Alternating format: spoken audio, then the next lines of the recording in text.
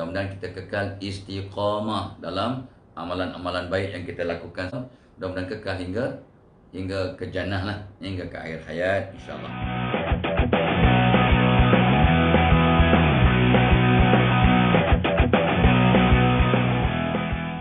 Sekarang ni juga untuk jadi kata tu alarm clock ya, penggera. Rupanya aku dah lama dah niat nak buat tapi belum buat juga. So why not today? Jadi kita punya turning point.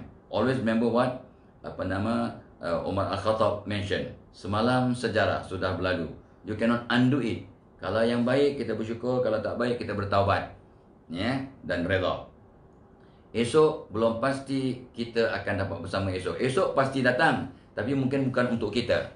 Tomorrow will always come. Bak kata peribahasa, kalau ayam tidak berkokok, matahari tetap akan terbit. Peribahasa Tamil ke Cina ke saya tak ingat. Tapi not bad, menarik ya. Kalau ayam tak berkokok, matahari terbit tak terbit? Terbit. Jadi kalau awak ada tak ada di dunia ini, esok pasti akan datang. Cuma awak yang mungkin tidak dapat mengalami ya hari esok. Ya, sebab Allah dah panggil awak untuk berjumpanya ya, sebab dia kasih kat kita. Baik. Tips untuk istiqamah: 1, berdoa untuk istiqamah. 2, buat langkah demi langkah, step by step. Jadi kita tak terperanjat, maka kita tak mudah burn out. 2, ketiganya, iklankan kepada diri kita. So, iklankan, lihat, ingat, naik semangat. Naik semangat kita buat. Kalau kita buat, maka kita dapat hasil. Kalau buat dengan betul, dapat berkat dan menerima hakikat. Akhirnya selepas 40 hari jadi tabiat. Okey? Nombor 3. Nombor 4, beritahu orang tersayang untuk doakan, untuk ingatkan, untuk inspirasikan, untuk katakan sama-sama menyokong usaha kita. Nombor 4. Nombor 5, dorong orang lain untuk sama-sama berubah. Kita akan dapat kekuatan untuk terus maju ke depan dalam perubahan yang kita lakukan. So remind others to do what we are doing. So insyaAllah we will remain istiqamah in whatever we do, insyaAllah. Nombor 6, kata Nabi SAW, you are who your friends are. Kamu ya akan mengikut siapa kawan-kawan kamu. So berkawan dengan orang-orang yang istiqamah dalam kebaikan, awak pun akan jadi istiqamah. Sebab berkawan dengan orang baik-baik ni akan menular. Berkawan dengan orang yang kena COVID-19 pun akan menular. Berkawan dengan orang yang positif COVID-19, awak pun akan menular kena COVID-19 ya, kalau salah hari bulan. So berkawan dengan orang-orang positif, kita akan ditular dengan semangat positifnya. Jadi berkawan dengan orang-orang baik, kita akan menular kebaikan kepada diri kita. You are who your friends are, sabda Nabi sallallahu alaihi wasallam. So you cannot go wrong. Jadi anak-anak, cuba tengok. Kita berkawan dengan semua orang, tapi kita rapatkan diri kita dengan orang-orang yang positif.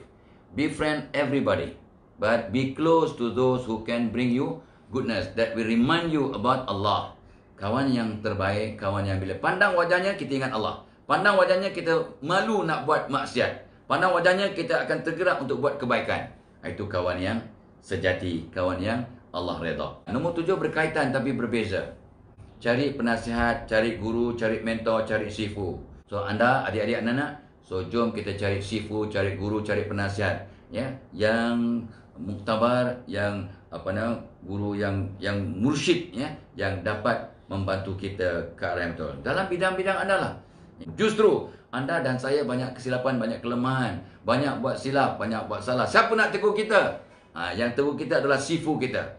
Nombor 8, untuk terus istiqamah, kita kena keep on cari ilmu baru, informasi baru, cari ilmu baru, berterusan belajar sampai liang lahat. Ilmu baru, penghayatan baru, amal-amal baru yang akan merangsang kita untuk sentiasa bersemangat untuk maju ke depan, untuk istiqamah dalam kebaikan. Nombor 9 ni saya baru dapat semalam.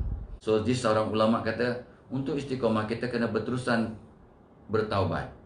Selepas minggu je kursus ni, kami balik perangai lama. Memanglah bersemangat atas kursus you, tapi macam nak kekalkan semangat tu.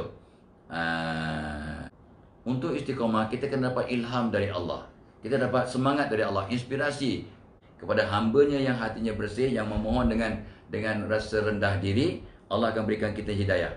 Dan untuk hati bersih dan rendah diri, kita kena banyak solat, taubat, istighfar. So berterusan bertaubat. Mudah-mudahan anda dan saya mudah dapat ilham, inspirasi untuk terus istiqamah dalam apa yang kita lakukan. Nombor 10, bentuk rutin baru yang positif. Bentuk rutin baru sebagai satu mental trigger agar kita dapat berterusan melakukan perkara yang baik. So, mental trigger ni macam master key. Okay. So, bentuk satu rutin positif yang akan jadi mental trigger. So, sebelum tidur, solat taubat.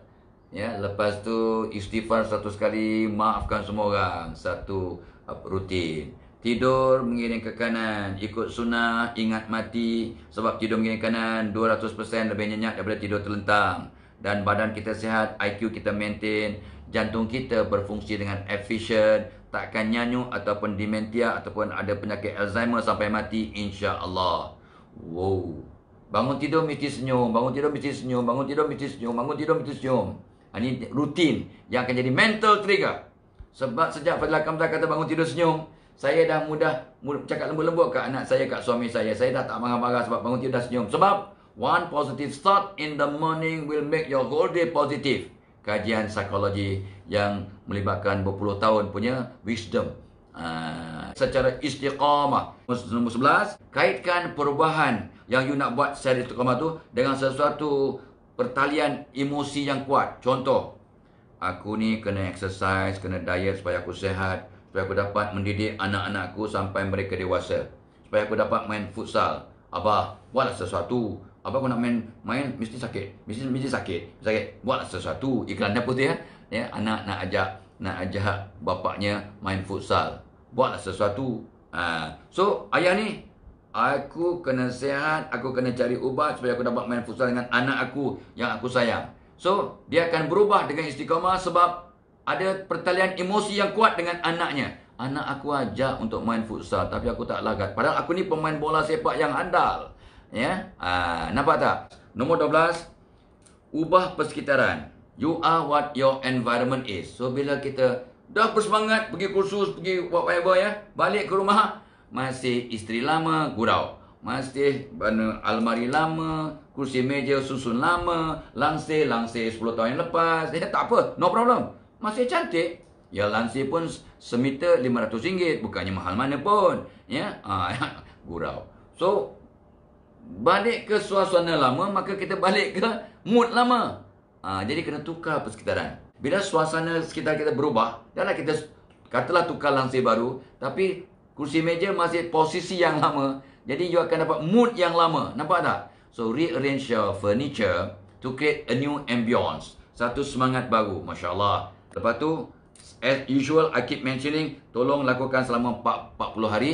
A new habit is formed in 40 days. Buat selama 40 hari. InsyaAllah akan jadi asbab untuk kekal dan istiqamah. Ya, lepas tu ikut jejak orang yang sudah berjaya. Orang yang sudah berjaya itu ada track record. Dah memang berjaya. So, ikut jejak dia untuk istiqamah dalam kejayaan. Ikut benda-benda yang baik. Ikut jejak langkah orang yang sudah berjaya.